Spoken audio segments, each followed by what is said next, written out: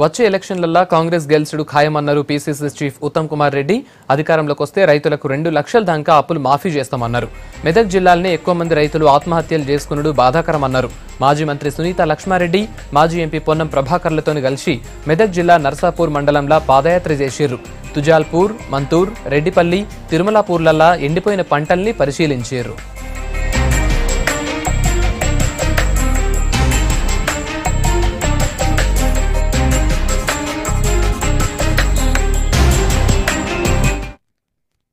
రెండు 2018లోనూ ఎప్పుడు ఎన్నికలు వచ్చినా ఈ రాష్ట్రంలో కాంగ్రెస్ ప్రభుత్వం ఏర్పాటు చేయడం ఖాయం.